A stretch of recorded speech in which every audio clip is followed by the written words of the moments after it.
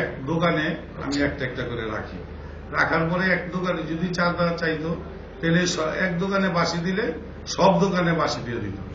বাঁশি দিলে মনে করেন সবাই লাঠিটা আর বাঁশিটা নিয়ে নেমে যেত। তাই এটা যেহেতু দেওয়ার পরেই সন্ত্রাসীরা মনে করেন ভয় পেয়ে গেছে, এটা আর মনে করেন ওই সন্ত্রাসীরা তেমন ডিস্টার্ব করতে না। একদিন আমি এটা যে দিলাম পরীক্ষা করার জন্য এমনি একটা বাঁশি দিলাম যে আসলে অবস্থা দেখা গেল যে বাঁশি দেওয়ার সাথে সাথে সব দোকান বন্ধ এবং লাঠি আর বাঁশি নিয়ে সব লোক রাস্তায় নেমে। দেখা গেল যে এটা একটা আমাদের ওই যে সন্ত্রাস বন্ধ হয়েছে এই এলাকায় তখন ৯৯% সন্ত্রাস ছিল না। তাই এখন আবার নতুন করে কিছু সন্ত্রাস মনে করেন বাড়ছে।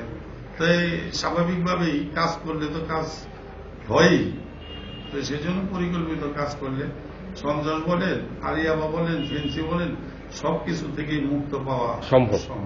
আচ্ছা, আরেকটি বিষয়, আপনার উপরে কোনো রাজনৈতিক চাপ অথবা প্রশাসনিক কোনো হয়রানি রয়েছে? স্বাভাবিকভাবে প্রশাসনিক মনে করেন আমি বিরোধী দলে রাজনীতি করি, ওই হিসাবে তো রাজনৈতিক চাপ আছে। প্রশাসনিক মনে করেন আমরা তো আর ওই ধরনের লোক না যে প্রশাসন ইচ্ছা করলে আমাদেরকে একেবারে দুর্নামে ফেলে দেবো। দুর্নাম বলতে আমরা কোনো জিনিস করি না, সেজন্য প্রশাসনিক কোনো আমাদের সমস্যা নেই, চলতেছি, আল্লাহ চালাইতেছে। আপনি দলীয় কোনো পদ বহন করছেন? দলীয় এই ওয়ার্ডের আমি সভাপতি, মহানগরীর সদস্য। ওয়ার্ড সভাপতি, মহানগরের সদস্য হিসাবে কাজ করছেন। তো বর্তমান যারা বিভিন্ন প্রশাসনিকভাবে দায়িত্ব পালন করছেন তাদের বিএনপিদেরকে বিভিন্ন জায়গায় হয়রানি করছে, সেই রকম হয়রানি আপনার উপর আসছে কিনা? যেমন আমার নামে কেস আছে, এটা তো আগে ছিল, কাউন্সিলর হওয়ার পরের কথা বলছি আমি। না, কাউন্সিলর হওয়ার পরে তো কোনো কেস হয় না। কারণ আপনি এখন নির্বাচিত প্রতিনিধি, সবার প্রতিনিধি, আপনি শুধু বিএনপির প্রতিনিধি না, আপনি সবার প্রতিনিধি। তো এই হিসাবে কোনো ডিস্টার্ব আছে কিনা? না, কোনো ডিস্টার্ব নেই। তো বর্তমান মেয়র মহোদয়ের কাছে যে কথাগুলো আপনি বললেন এবং বর্তমান সরকারের কাছে এই এলাকাবাসীর উন্নয়নের জন্য আপনার কি আহ্বান থাকবে? আসলে যে দলই করি এলাকার উন্নয়নের স্বার্থে আমি মনে করি সবার এক হয়ে কাজ করা উচিত। তাই এই এলাকায় যারা সরকারি দল, বিরোধী দল, সবাইকে নিয়ে আমি কাজ করতে চাই, এলাকার উন্নয়ন করতে চাই। উন্নয়নের স্বার্থে মনে করেন যেখানে মেয়রের সাথে যদি আমার আলোচনা বসতে রাজি আছি এবং বসিও, এবং স্বাভাবিকভাবে বিরোধী আমরা মনে করেন যদি অনেক মেয়রের কাছে না যাই তাহলে মেয়র তো মনে করেন আমাদের বাসায় এসে এলাকায় এসে কাজ করে দিব।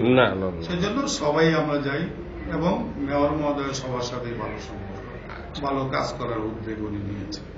যে ভোটাররা এত কষ্ট করে আপনাকে ভোট দিয়ে পাশ করিয়েছেন, আপনার সব ভোটাররা, এলাকাবাসী সবাই মিলে, তাদের উদ্দেশ্যে আপনার কি বলার রয়েছে? আসলে ভোটারদের উদ্দেশ্যে তো হাজারো বলি, তবু বলার শেষ নেই। যেহেতু ভোটাররা আমাকে না দেখে নির্বাচিত করেছে, আমি এই এলাকার মানুষে এরা কিছু চাওয়ার আগেই আমি এদের সেবা করতে চাই এবং এই সেবার মনোভাব নিয়ে আমি চলতেছি এবং যাতে সবার ঘরে ঘরে সেবা পৌঁছে দিতে পারি এই উদ্যোগে আমার থাকবে। এবং সবাইকে আমাকে নির্বাচিত করার জন্য সবাইকে ধন্যবাদ জানাই। পাশাপাশি আমি অবশ্যই আমাদের এলাকার প্রতিটা ঘরে ঘরে আমি যাই এবং আমার যারা ভোটাররা জানে যে বাদল ভাইয়ের ভোট দিলে আমাদের সকাল বিকাল আমাকে পাবে, ওই ধারাবাহিকতা আমি রক্ষা করে চলতেছি।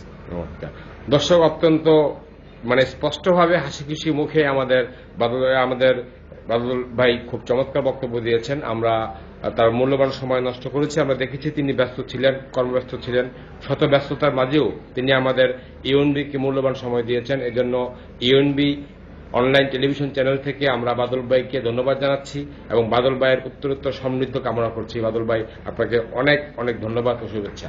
আমরা ইউএনবি যে প্রতিষ্ঠান বা এই চ্যানেলকে আমার এলাকার পক্ষ থেকে বিশেষ করে আমি কাউন্সিল হিসাবে ধন্যবাদ জানাই যে আপনারা আমার এই আলোচনাটা সম্প্রচার করবেন।